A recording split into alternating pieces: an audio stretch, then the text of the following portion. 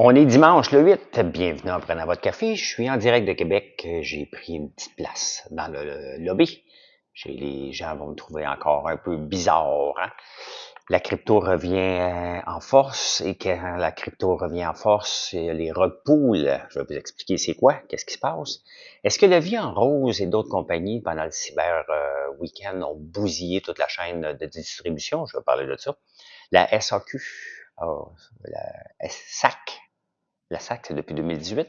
La SAQ a signé, je vais vous parler de ça, la bière de microbrasserie sans alcool va bien, la hausse d'étiquette à Montréal, toujours les réprimandes.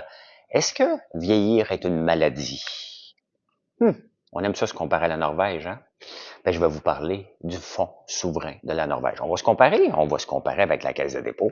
Hein? Vous me voyez venir déjà. Taux de chômage qui est en hausse. Renaud Bré est en grève à Québec. Quand on nomme un mauvais CEO, hein, qu'est-ce qui se passe? Ben, vous allez voir ce qui se passe en tabarnouche. J'ai appris un nouveau terme, moi, qu'est-ce qui s'est passé dans la bulle Internet. Est-ce que vous savez comment ça s'appelle, cette bulle-là? Moi, j'ai appris ça alors que je suis depuis toujours. Je vais vous dire, c'est quoi le terme? Vancouver qui veut utiliser le Bitcoin. Qu'est-ce qu'il y a d'autre ici? Ça vous tente dessus de vous faire scratcher le dos à 110$ pour 50 minutes? On va parler de ça aujourd'hui. Bon dimanche, bon dimanche. 1 minute 23, je marque mon temps. Ben, c'est parti, j'espère que ça va bien. Hein? La vie en rose. Est-ce que la vie en rose a bousillé? Puis d'autres entreprises qui ont donné des gros rabais. Il y a quelqu'un qui m'a envoyé, Mathieu, pour mon fils, un autre Mathieu, qui m'a envoyé le son email, son inbox, en tout cas son deleted inbox de la vie en rose pour le week-end du Cyber Monday. 17 emails. 17 emails offrant des rabais jusqu'à 50 à 75%. À quel moment, à un moment donné, qu'une entreprise ou que les entreprises peuvent devenir du harcèlement? Je ne l'ai pas, puis je suis pas en train de blaster la vie en rose, là. Mais des comportements comme ça fait que d'autres entreprises, lorsqu'ils envoient des emails, on se fait dire, ben, vous nous bombardez, on se fait mettre là-dedans. Nous, on en envoie un, ben, vous allez en recevoir un aujourd'hui, on en envoie un par semaine. Et des rabais, j'en offre pas à tonnes, des rabais. Certainement pas du 50-75, je suis pas dans le linge. Hein. Et quand tu offres des rabais de 50 à 75% sur tout, on n'est pas dans le linge, on est dans la guenille. Le linge, là, le bon linge, on fait pas de gros rabais. Je suis pas sûr qu'Uniqlo, ce que j'achète mon linge, a offert de beaucoup de gros rabais. Bref, à quel moment? Ben là, le problème, c'est que juste lundi, il était avec Post Canada avant. Et maintenant, ben, ils ont switché probablement vers GLS ou un autre, et au Purelator, peu importe. Ben, lundi, il y avait 25 000 commandes envoyées. Ben, c'est bien évident que ça bousille au complet la chaîne de distribution, ce genre de comportement-là, et qui fait que d'autres entreprises, des petites entreprises qui essaient de se revirer de bord maintenant, n'ont pas la capacité de trouver. Il y a bien des gens qui m'écrivent à quelle place as-tu des contacts? J'ai pas plus de contacts que vous, un petit peu peut-être, parce que ça fait 6 ans là, que je suis là-dedans. Donc, mais c'est compliqué un peu. Là. Ça complique énormément la chaîne de distribution. Nous autres, ben regarde, on a un délai de 2 jours pour préparer commande chez nous avec le lot de commandes qu'on a, puis c'est normal à ce temps-ci de l'année. Mais là, on a 3 jours de délai. Donc, quand on commande, sachez que ça peut prendre jusqu'à 5 jours maintenant à cause des retards un peu partout des transporteurs. Donc, 50% de rabais. Ça vous dit quoi sur le restant de l'année? Ça vous tente-tu d'acheter ça pour deux autres le restant de l'année? Hein? La réponse est non. La SAAQ, hein, Geneviève Guilbeault, s'est fait taper ses doigts. Et, François Bonnardel, qui était là avant, le ministre qui disait qu'il avait foutu le bordel, selon Geneviève Guilbeault, ben, en 2018, il pressait. On attend quoi pour mettre la Société d'assurance automobile du Québec sous tutelle? Hein? On attend quoi pour changer un Éric Kerr? On attend quoi pour changer le PDG? Est-ce qu'on l'a changé le PDG suite au fiasco de SAQ Click ou on l'a gardé? Qu'est-ce qu'on attend pour mettre? C'est pas normal que depuis toujours, on a de la misère à avoir les états financiers d'une société. C'est même pas une société d'État, là. C'est un organisme. Je pense pas que c'est une société d'État. C'est une société d'État? Non. Mais qu'est-ce qu'on attend d'abord pour le privatiser, tant qu'à faire, là? Il reste que Geneviève Guilbeault, en chambre, lorsqu'elle s'était fait chicaner, elle demandait à ses collègues, mais qu'est-ce que je fais? Puis les deux autres, ils ont dit, ben, continue à lui demander.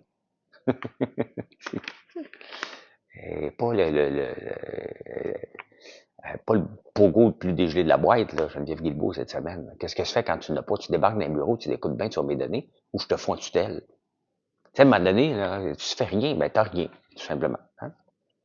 Est-ce que TikTok va être banni des États-Unis avant le 19 janvier? Hein? La Cour d'appel vient de confirmer que le ban peut se faire. Et Donald Trump, qui est rendu pro-Trump parce que il veut pas que Facebook ait trop d'avantages, malgré que là, Zuckerberg est allé manger chez lui. Là. Donc, est-ce qu'ils vont être bannis avant le 20 janvier? Moi, je pense que Biden va tout faire hein, pour bannir TikTok d'ici là. Donc, on va suivre ça de près, mais ils ont bien, bien peur. Hein? On a bien, bien, bien, bien peur de la Chine et de l'espionnage. Hein. Tu sais, à un moment donné, là, à force de regarder pour l'espionnage, là, object and mirror are closer than they appear. Là. Tu sais, à un moment donné, il faut que tu arrêtes de regarder en arrière puis tu avances. Là. On essaie tellement de se protéger de la Chine de part et d'autre qu'on oublie d'avancer à un moment donné. Là. Eux autres, ils avancent.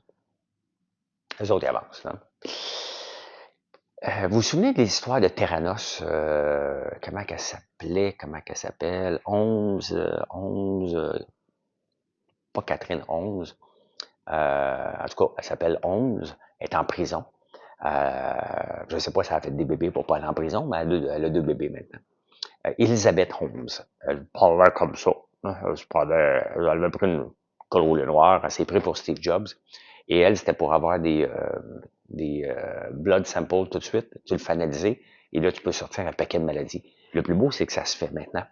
Elle avait survendu du rêve, mais elle n'est pas la première, elle n'est pas la dernière. Il y a David Sinclair, un chercheur de Harvard, qui a récolté au cours des dernières années 1,25 milliard en dollars pour faire de la recherche sur le renversement du vieillissement. Et lui, il dit que le vieillissement est une maladie, qu'on est capable de le ralentir ou de le renverser même. Donc, et pour ça, ben, les gens, ils ont donné 1,25 milliard. Tu sais, à un moment donné, il faut pas être naïf, là. Tu sais, sincèrement. Tu sais, je comprends pas des fois les gens qui vont donner autant pour la recherche. Oui, on veut vieillir en santé. Puis à un moment donné, ben, l'humanité, on aimerait ça, mais à quel âge? Quel âge qu'on aimerait ça, tu sais? Moi, je suis en forme, là, je pourrais arrêter à 57, là. Tu sais? J'ai pas trop de mal nulle part, fait que je pourrais arrêter de vieillir. Tu sais, il y a quel moment que tu prends ta pilule pour dire, bon, là, je suis rendu là, tu sais. 25 ans avec un six-pack? Peut-être, hein? Mais t'as pas une scène. Le problème, c'est qu'à 25 ans, t'as le six-pack, t'as pas de maudite scène. À part ceux qui ont des portes, hein? À part ceux qui ont du bitcoin. 1,25 milliard. C'est sûr que ça va venir en scandale, ça, cette affaire-là. Un chercheur, tu sais, y a-tu... Qu'est-ce que tu fais recherche pour 1,25 milliard? Les gens semblent oublier que c'est beaucoup, beaucoup d'argent, mais c'est sûr que, on trouve des pilules maintenant pour l'Alzheimer, on trouve des médicaments pour ci, on trouve, de 1900 à 1800, je pense, ou 1900 à aujourd'hui, quand même, l'espérance d'âge est passée de 32 ans à 85 ans, là, quand même. Là. Donc, c'est déjà un bon step, là, qui amène un paquet d'autres problèmes dans nos systèmes de santé. Là. Parlant de système de santé, hein, United Health, le président qui s'est fait tirer cette semaine, c'est quand même grave, hein? L'industrie, et je regarde, j'en ai des actions de United Health, qui est une compagnie d'assurance privée, qui va bien en bourse, vraiment très, très, très bien. Et c'est pas moi qui l'ai directement, c'est par mon fonds, puis je regarde ça. L'action est tombée cette semaine de 618 à 549. Et c'est temporaire. Ça va remonter parce que ce sont des chiffres. Les chiffres vont bien. Mais l'industrie, là, ils n'ont pas encore trouvé, en tout cas, au moment où j'enregistre, ils n'ont pas encore trouvé le tireur qui a tiré dessus. Mais il y a marqué sur les balles Deny, Delay, Defend. Et aux États-Unis, ben c'est ça. Hein, quand tu as besoin d'une assurance, quand même que tu en as une et que tu demandes d'argent, ben le but c'est de la rejeter, la retarder et d'aller en cours pour se défendre. Et, et c'est spécial parce qu'il y a quand même un PDG qui gère une entreprise qui s'est fait tirer dessus en pleine rue à New York. Et les réseaux sociaux soulignent ça. Les réseaux sociaux soulignent le fait qu'il est décédé, la gauche. Hein? Et qu'est-ce que vous voulez faire? Hein? C'est... Écoute, ben, il mérite. C'est ce que la gauche disait sur les réseaux sociaux. Il y a très peu d'appui pour un gars qui vient de se faire tirer. On est là dans notre société. Tu sais. Peu importe les raisons, tu n'as pas le droit de tirer quelqu'un. Et on le trouve pas. On le trouve pas, le gars. On le sait qu'il est parti de l'Arizona. On le sait un paquet de détails. On ne sait pas son nom. Et on ne le sait pas. Il est où. Mais bref, rejeter, retarder et défendre. Deny, defend, c'est ce qui est marqué sur les balles. Attendez, peut marquer mon temps parce que j'ai des sections. J'espère que vous appréciez le format ce matin, où ce que je suis, et il fait moins 16 à Québec. À toutes les fois qu'on vient ici, il fait froid, mais on vient l'hiver. Donc, c'est normal.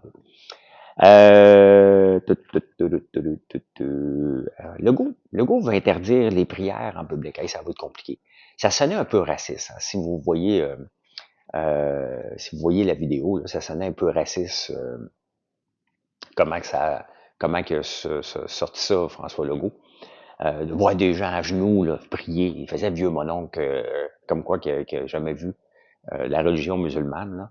Mais encore là, on a décidé de sortir la laïcité des écoles, des parlements. Moi, je serais pour sortir la laïcité des crédits d'impôt. Donne plus de crédit d'impôt pour les rien de religieux, point final. Est-ce qu'on va venir là? Ça prend du courage. Et on n'a pas ce courage-là. On n'a pas ce courage-là du tout au Québec, ni au Canada. D'autres pays sont capables de le faire, pas nous autres. Pas nous autres. Mais tu sais, avant de s'attaquer à les prières dehors, là, moi, voir des gens prier dehors, ça me dérange pas pantoute. On n'est même pas capable de contrôler la laïcité dans les écoles alors que c'est facile. Un élève dans une classe se fait dire on va prier. Il arrive le soir à la maison, puis il dit à ses parents ils demandent puis comment ça a été ta journée? Ils vont dire moi je me souviens plus, c'est à peu près comme ça que les enfants font. Mais mettons qu'ils s'en souviennent. Hein? Mettons qu'ils s'en souviennent. On a prié aujourd'hui. Hein? T'as prié? On va appeler l'école. Tu appelles la directrice, elle dit ah ben je savais pas, on va faire une enquête. Ou elle fait rien. Là, t'es en maudit, t'appelles les journaux, c'est réglé. C'est réglé. Comment ça se fait que Bernard Drinville n'est pas capable de savoir compris dans les écoles, dans certaines écoles encore? Comment ça se fait? Ça fait 2 ans, 3 ans qu'on a la loi sur la laïcité. Je te réglerais ça à coup de crédit d'impôt. Peut-être qu'il n'y a plus de crédit d'impôt. Ça va prendre à un moment donné des politiciens qui ont du courage. À un moment donné, ça va prendre des gens qui ont du courage pour faire avancer notre province. Du vrai courage. Du vrai courage, ça veut dire qu'on met la hache dans certains dossiers. Regardez au Québec, on a encore, François Legault nous avait promis de couper 400 programmes parce que le chômage était bon l'année passée. Il était bon, puis il n'y a plus de raison qu'on maintient ça. Je rappelle que le chômage, c'est fédéral. Est-ce que ces 400 organismes-là ont été touchés, sachant que maintenant le taux de chômage augmente? Je pense pas. Hein? Hey, la microbrasserie, on avait annoncé une hécatombe dans les microbrasseries parce qu'il y en a eu trop. Ben, il n'y en a pas. Il n'y en a pas parce qu'ils se sont réinventés. Ils sortent de la bière sans alcool, puis les gens sont de plus en plus. Ça fait longtemps que je n'ai pas goûté une bonne bière sans alcool. La dernière fois, c'était une Peroni, une bière italienne. J'étais dans un party, puis on m'a servi cette bière-là. Je savais même pas qu'il n'y avait pas d'alcool tellement qu'elle était bonne. Il y avait Bockel à Victoriaville qui était sorti, comme quoi c'était la catastrophe. On n'a jamais vraiment su ce qui s'était passé avec Bockel. Hein. Je sais que Duvernois avait investi dedans, puis ça tombe en faillite. Et pouf, Nicolas a pris, s'est tassé après ça quelques semaines après. Il a annoncé qu'il prenait une pause. Mais on n'a jamais vraiment su ce qui s'était passé avec Bockel, qui était à Victoriaville, qui a envoyé faire sa production en Ontario, a tombé. Il faisait de la bière sans alcool. Si vous savez, j'aimerais ça comprendre, parce qu'on ne le voit pas. On l'a entendu parler un peu. Et pourtant, c'est un gros joueur dans l'industrie de la bière sans alcool. Là. Donc, ça va bien. Ça va bien. Puis c'est tant mieux. C'est tant mieux. Hein?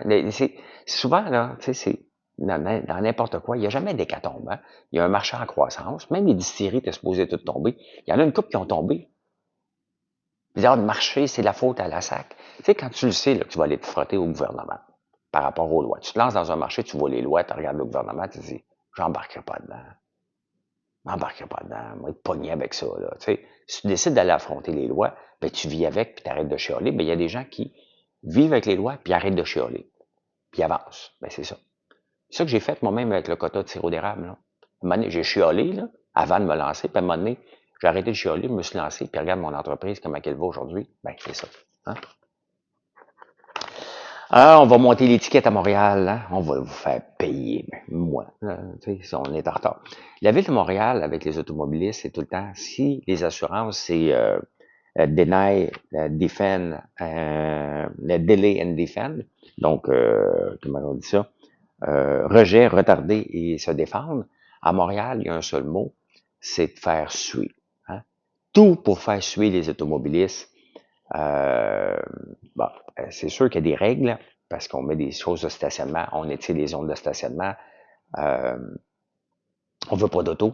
Et la façon qu'on s'y prend, c'est de faire des bouchons et de donner des étiquettes constamment, constamment, constamment. Moi, j'ai pas de problème parce qu'on donne des étiquettes. Combien ça coûte?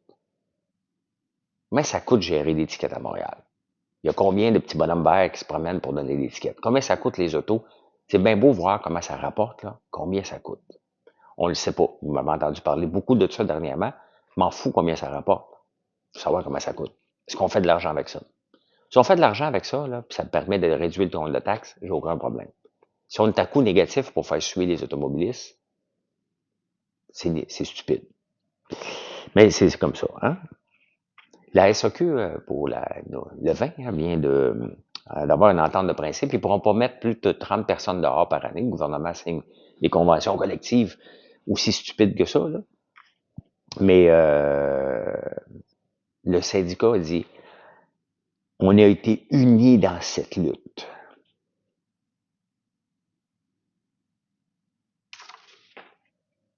Unis dans cette lutte, sincèrement. On est en 2024. Et où la lutte? Des employés qui veulent quelque chose, d'un employeur qui veut autre chose, on trouve un terrain d'entente, on s'obstine un bout de temps parce que à la fin, c'est de placer des bouteilles. Je sais que vous êtes insultés à chaque fois que je dis ça, mais à la fin, il y en a beaucoup d'entre vous qui placent des bouteilles. Hein? Il y en a d'autres qui donnent des conseils. Et ça devrait être c'est différent. Hein? Mais puis ça devrait pas être rémunéré à commission non plus. On ne veut pas que les gens partent avec 25 bouteilles de vin pour se sous la gueule. Là. Donc, c'est une société d'État. On a décidé d'avoir une société d'État, donc que ce soit le plus neutre possible. C'est pas d'encourager la boisson, même si on est bien content des dividendes. Hein? Mais unis dans cette lutte. À quel moment qu'on va changer l'approche du syndicat? Le syndicat peut être dire, regarde, je suis le représentant des employés pour avoir une seule voix pour les négocier. C'est correct de négocier, là. Pas de problème. On n'a pas besoin d'avoir le syndicat pour avoir moi aussi, je pourrais avoir ça chez nous, là. Les employés parlent, mettons ma soeur, viens me voir. Ben là, regarde, on aimerait ça qu'il fasse pas froid dans l'usine. Ah, ok, bon, je vais monter le chauffage. Bon. C'est pas obligé d'avoir 100 000 employés qui viennent me voir pour me dire ça. Fait? Donc, on arrange la situation. C'est aussi simple que ça. Donc, unis dans cette lutte. Je suis tanné de voir les combats du patronat puis du syndicat. Il faut changer notre approche si on veut avancer.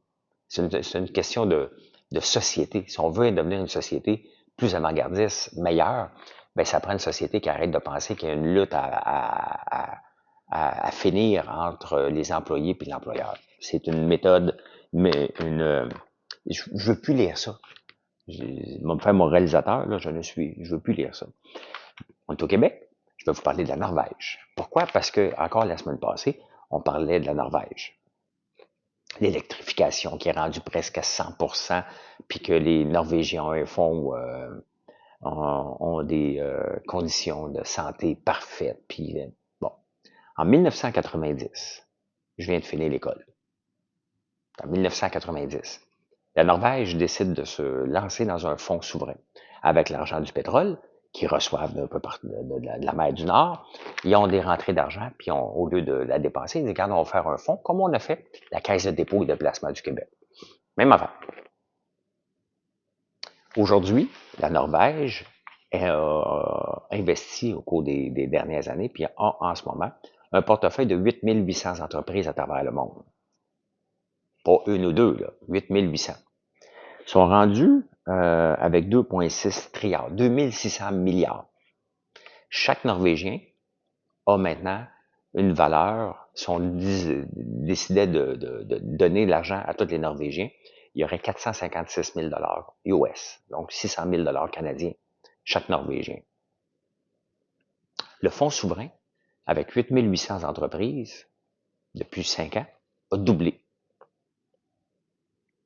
Ça va bien la bourse en ce moment, là? A doublé. Notre Caisse de dépôt et de placement du Québec, avec des autoroutes de scandale aux États-Unis, en Inde, avec le Azure, avec Celsius, nous rapporte du 6 Quand je vous dis là, que je suis critique envers la Caisse de dépôt, on peut, puis on se compare au fonds souverain, il y a toujours quelqu'un qui dit « Oui, mais la Caisse de dépôt, ça, hey, on s'en balance de ce qu'il y a en ce moment. C'est le rendement qu'on veut. » Le rendement, c'est notre retraite. Imaginez-vous là, la retraite que nos Québécois pourraient avoir si on avait une approche comme le fonds souverain. Au lieu de donner de l'argent, le peu d'argent à nos retraités, puis que ce soit vous ou moi qui s'en va vers la retraite, éventuellement, ben au lieu d'avoir 700$ par mois, je ne sais pas combien, peut-être qu'il pourrait avoir 2000$ par mois, si on avait des gens qui savent gérer. À un moment donné, c'est à ça qu'on se compare. C'est inacceptable qu'un fonds souverain ait doublé en 5 ans, puis nous, on a du 6 avec un paquet de scandales.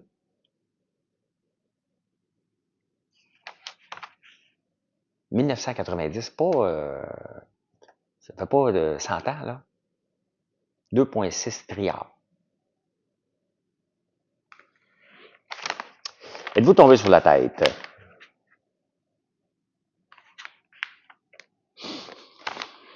Je vais vous demander si vous êtes abonné. Hein? Merci de le faire. Si vous m'écoutez, peu importe sur quelle plateforme que je l'ai mis, merci d'être là. Hot to Girl. Hot to Girl. Vous savez, la fille cet été qui se fait poser une entrevue, puis j'en avais parlé, et elle avait comme dit qu'elle crachait sur...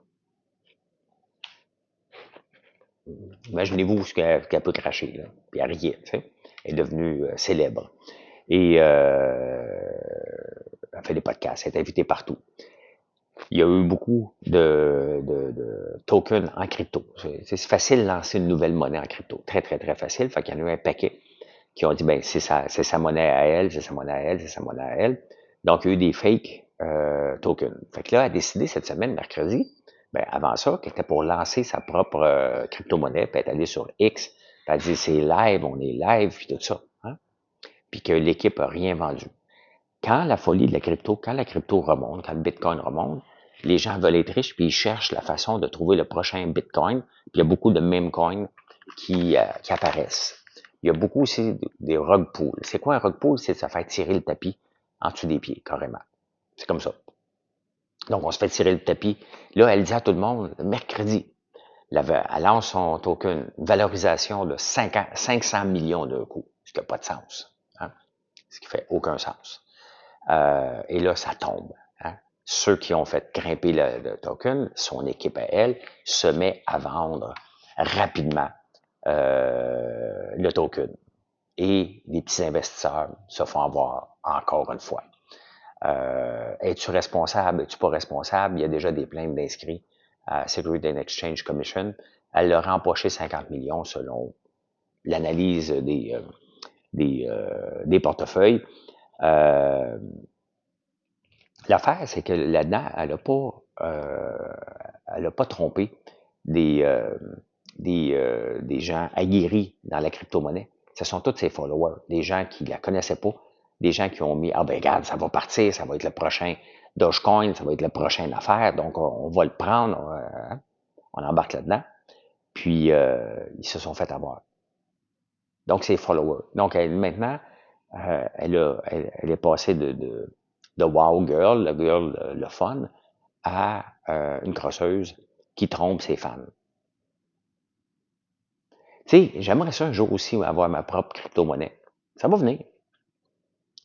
On va le faire selon les règles et il va falloir faire attention, mais j'aimerais ça à un moment donné. Tu sais, au lieu de vous donner des points sur notre site, parce que quand vous achetez sur notre site, on vous remet 1% en points, ben, je pourrais vous donner une redevance en crypto. On n'est pas rendu là, mais pas rendu là, pantoute. Il faut que ça se fasse selon les règles mais ça serait le fun de faire ça. Hein? De donner un autre système de récompense en token que vous pouvez changer sur le marché normal. Donc, puis si ça monte, ben nous autres, ça monte pas. C'est pas mal les récompenses, c'est 1%.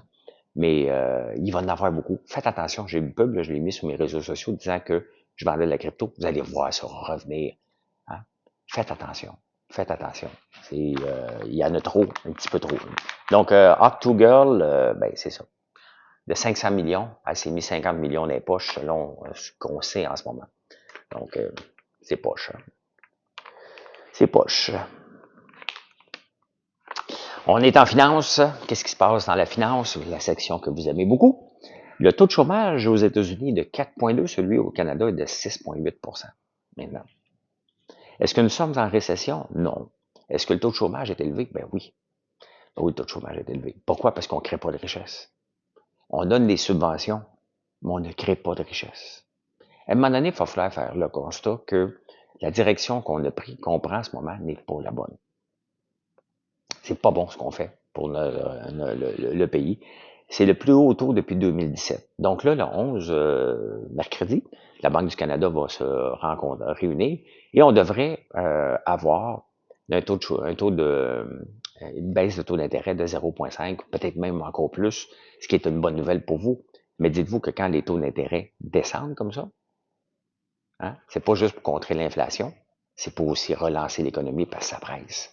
Donc, on a un taux d'inflation qui augmente, un taux de chômage qui augmente et un taux d'intérêt qui est quand même relativement bas historiquement. Donc, on est dans une drôle de société, puis le compte d'épargne des gens augmente beaucoup, beaucoup, beaucoup aussi. Tout ça, hein, puis regardez l'écart qui se crée avec les États-Unis. Ils ont augmenté, eux autres aussi, ils sont à 4,2, on est à 6,8. On est pauvre. On est une société pauvre. À force de dire non tout le temps, là, on se tire dans le pied, puis pas à peu près. Hein. Eh bien, c'est comme ça. C'est comme ça, c'est comme ça, c'est comme ça. Au moins, on va avoir une baisse de taux d'intérêt, c'est le prix de consolation. Est-ce qu'on va se mettre à acheter des skidoo? Ben, ça va pas tellement bien pour skidoo non plus. Hein. L'action a monté beaucoup, et pourtant, elle perd de l'argent. Mais puis ils perdent mais l'action monte parce que ils font des restrictions, des compressions budgétaires, c'est toujours la même chose. Hein. Renaud Bré, ici à Québec, là, je suis à Québec en ce moment, mais il y a 2 succursales qui sont en grève, une qui est ouverte avec les cadres, l'autre qui est fermée. Et depuis un an que ça négocie, Renaud Bré, après le déclenchement des négociations officielles, a embauché 3 cadres. Et le tribunal administratif du travail a dit non, non, non, non, tu n'avais pas le droit. C'est des faux cadres, c'est des scabs dans le fond, que tu as embauché, tu as nommé cadre, au cas qu'il y ait la grève, donc c'est non, tu peux pas les garder. Donc, OK, il y a des règles à suivre, il faut les suivre, les règles. Mais il y a une fille, elle dit, qui est la présidente du syndicat, elle dit, ça fait 18 ans que je travaille ici, je gagne à peine 15 cents de plus que le salaire minimum parce que le salaire minimum augmente. Puis, il y a plusieurs choses dans cette phrase-là. Donc, le salaire minimum a augmenté. Et elle, la personne, elle pense, bon, OK, mais si le salaire minimum augmente, moi, je dois avoir des augmentations de salaire basées plus que le salaire minimum. Si le salaire minimum monte d'une pièce, ben moi, je vais avoir une pièce et demie. Il faut que je me distance du salaire minimum. Ben c'est ça. On a augmenté le salaire minimum en laissant supposer aux employés qui étaient pour avoir une augmentation automatique supplémentaire au salaire minimum. Ça marche pas de même. Hein? Ça marche pas de même. Le gouvernement force des augmentations au PME lorsqu'il augmente le salaire minimum. Puis les gens pensent qu'ils doivent avoir, qu'ils vont mériter encore plus. Ça ne fonctionne pas du tout, du tout, du tout comme ça. D'autres choses, 18 ans, elle gagne 15 cents de plus que le salaire minimum. Mais le salaire minimum a augmenté beaucoup depuis 18 ans. Mais l'autre chose qu'on doit se poser comme question, c'est si tu fais là depuis 18 ans, si t'es pas content, qu'est-ce que tu fais là depuis 18 ans si t'es pas content? Il y a ça aussi à tenir. Hein? Tu peux pas toujours être en conflit avec ton employeur. Si t'es pas heureux ou heureuse, tu peux aller ailleurs. Là. Ça fait 18 ans que tu travailles là, t'es pas contente, t'es en conflit, t'as peut-être fait rentrer le syndicat et t'es encore là en train de travailler. Il y a des gens qui ne savent pas qu'il y a de la place ailleurs. Et comment l'employeur peut voir cette personne-là? Quel est le degré d'implication de cette personne-là lorsque la grève va être terminée? Quel genre de c'est pas c'est une mini-entreprise, là. Chaque librairie c'est quoi, 50, 60 employés peut-être, là? Quand même, hein?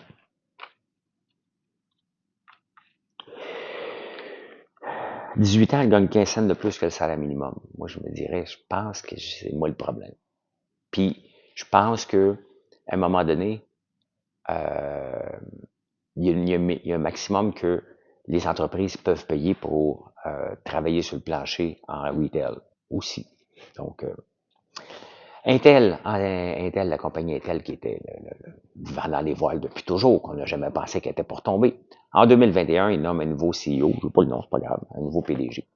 Les revenus d'Intel sont en haut de Nvidia. En 2021, là, ça fait à peine 3 ans, là, Intel avait 20 milliards de revenus euh, et, euh, Nvidia avait 5 milliards de revenus par trimestre en 2021. Aujourd'hui, Intel a 12 milliards de revenus, ils ont baissé de 8 milliards, et Nvidia, 25 milliards de plus de revenus par trimestre. Le nouveau CEO a fait perdre 150 milliards aux actionnaires en valorisation. C'est énorme. Hein? Quand on voit, tu sais, des fois, vous vous demandez pourquoi que les PDG gagnent autant. Tu sais? Ils gagnent 300 fois le salaire minimum, le salaire de ses employés. C'est inacceptable. Non, il y a une raison. Quand un CEO est bon, un PDG est bon, on s'en fout combien il gagne. C'est pas important. Parce que ça n'a pas de lien avec le salaire des gens plus bas. Quand un n'est pas bon, il vient de faire perdre 150 milliards. Les actionnaires d'Intel, aimerais-tu avoir un PDG qui gagne 300 fois? Les employés d'Intel, aimerais-tu avoir un PDG qui est bon? Parce qu'il y a plusieurs employés d'Intel qui ont perdu le job, là, puis qui vont la perdre. Parce que le CEO n'était pas bon. C'est ça, des fois, que les gens oublient. C'est pas important. L'important, c'est qu'il fasse croître la compagnie. S'il fait croître la compagnie, peu importe le salaire, là, si les actionnaires sont contents, ben, si les actionnaires sont contents, c'est que la compagnie a de la progression. Et si vous travaillez pour une entreprise qui a de la progression, ben, tu gardes ta job ou tu as une promotion. Sinon, tu perds ta job. Quand même, hein, il a fait perdre 150 milliards. Et en 1999-2000, dans cette partie-là, il y a eu une bulle Internet. J'ai toujours appelé la bulle Internet, puis je pense que vous autres aussi. En lisant les journaux aujourd'hui, j'ai appris, je suis obligé d'aller googler. Tu sais, est-ce que le AI bubble qu'on vit en ce moment est la même chose que TMT bubble? TMT, je ne le savais pas moi, TMT. Ça veut dire techno, médias et télécom. Hein? C'était ça la bulle en 1900, à l'an 2000. Là. Il y a eu le bug dans l'an 2000, mais aussi, il y a eu la bulle Internet, que j'ai toujours appelée la bulle Internet. On ne le sait pas si on est dans une bulle. T'sais. On est dans une passe où il y a beaucoup d'investissements faits dans l'intelligence artificielle qu'on utilise en ce moment. Est-ce que c'est correct la valorisation actuelle? Est-ce que c'est cher? Est-ce que ça va tomber? Est-ce qu'on va jamais récupérer ce qu'on a là? Ça va-tu prendre 10 ans? Ça va-tu prendre 15 ans? Ça va-tu vers une décennie négative? On ne le sait jamais. On ne peut jamais le savoir. Donc, mais ce qu'on sait maintenant, c'est que TMT Bubble, c'était au bug, pas au bug, mais la bulle techno, médias et télécom. La ville de Vancouver voudrait peut-être accepter le Bitcoin, ils sont en train d'en discuter, comme moyen de payer vos taxes. Donc, de payer des tickets. Donc, tu peux. Et se créer une réserve. Quand je vois ça, je me dis, Colin, qu'on est des années-lumière à Montréal. Imaginez-vous Valérie Plante qui dirait, je pense que je vais accepter le Bitcoin. Ça devient une monnaie. Et si le Bitcoin veut augmenter vers le million, là, la valorisation de millions et plus, il va falloir qu'elle soit utilisée comme une monnaie. Puis, en ce moment, on voit quand même, on a vu, je viens de vous parler du Octo Girl avec son rug pool, il y a ça. Mais de plus en plus, hein, la crypto-monnaie va être utilisée comme des monnaies un peu partout. Lesquelles vont être utilisées? Est-ce que c'est seulement le Bitcoin? Est-ce que Floki, Doge, Shiba, Baby Doge, au moment où je vous parle, vous irez voir le token, ceux qui connaissent la crypto un peu savent aller voir. Allez voir Baby Doge, je peux pas vous le montrer, j'ai pas d'écran, Mais out of nowhere, dans la nuit de vendredi à samedi, Elon Musk a juste parlé de Doge et Mini Doge. Mini Doge qui est Baby Doge dans le fond. Et ça a pris 74 Ça va retomber, là. 75 de la valeur. C'est ça aussi la folie crypto. Là. Le monde va dire « Hey, t'en as-tu? Hein? » Oui, j'en ai. J'avais mis 85$ à un moment donné, puis je suis rendu à 800$. J'avais pas mis 1 million là-dedans, là, tu sais, pour en avoir 800 millions aujourd'hui. Il y a des riches, il y a des gens qui gagnent des fortunes, hein, qui sont capables de devenir riches overnight, sauf qu'il fallait que tu sois riche avant. Tu sais, en crypto, c'est facile de dire « Hey, ça a monté de 17 000 ». Ouais, mais t'en as mis combien, tu sais? T'en as mis combien? Mais c'est quand même intéressant de voir que là, le Bitcoin commence à être pris au sérieux. XRP est pris au sérieux de plus en plus. De choses sont prises au sérieux et qui vont devenir des monnaies, d'autres monnaies. Et c'est ça que le Bitcoin et la crypto-monnaie a besoin, c'est d'être utilisé pour vrai. Donc, quand je vois la ville de Vancouver qui pense l'utiliser comme monnaie, je trouve ça franchement avant-gardiste et innovateur et intelligent en plus. Hein. Insolite, insolite. Le toit de Notre-Dame de Paris, il est fait en plomb. Moi, chez nous, on vient de rouvrir mon entrée là, pour enlever, checker s'il n'y avait pas une virgule de plomb. On a enlevé l'essence sans plomb. On n'a plus de plombage dans la bouche. On a du poté. Et maintenant, ben, la ville de Toronto, la ville de, non, Notre-Dame de Paris, l'église, son toit est en plomb. Je comprends pas. Je me crois que c'était comme ça avant, mais il me semble qu'il aurait pu le faire en cuivre ou quoi que ce soit. Je pensais que le plomb, moi, il fallait se tenir loin de ça de plus en plus. Donc, je suis un peu surpris. T'es un peu surpris. Le saviez-vous? Le saviez-vous? Hein? Hey, Taylor Swift, es-tu plus grande que les Beatles ou Michael Jackson? Hein? C'est la même chose. Elle contrôle en ce moment 2%, au point de vue rentrée d'argent, 2% du marché de la musique dans le monde. 2%. C'est énorme. C'est énorme. Les deux, il y a eu les Beatles avant qui étaient aussi gros que ça, et Michael Jackson des années 80. Drake a l'air d'un pauvre à côté de Taylor Swift quand même. Hein? 2% du marché, c'est énorme. Énorme. Et finalement, en terminant, il y a des salons de massage, il y a des salons de massothérapeute. Maintenant, à Miami, il y a un salon de se faire gratter le dos. Hein? Et il y a des filles, entre autres, qu'on parle. Et c'est sérieux, là, c'est 110$, c'est sérieux. C'est 110$ par 50 minutes. Et elle te gratte le dos avec des ongles de 3 pouces. Et ça a l'air que c'est aussi satisfaisant que avoir un massage et tu tombes en transe, c'est ASMR, à des ongles de 3 pouces. Et elle te le rentre dans les oreilles, ces ongles aussi. Tu toucheras pas mes oreilles, toi, tabarnane. En tout cas, elle est en train de faire le tour du monde, un petit peu de musique, un peu comme Pinky Doll. Voilà. Ben, c'est comme ça que j'ai vu l'actualité. En ce beau dimanche, merci d'être là. Je vous souhaite une excellente journée et venez nous voir sur françoislambert.one. Bye bye.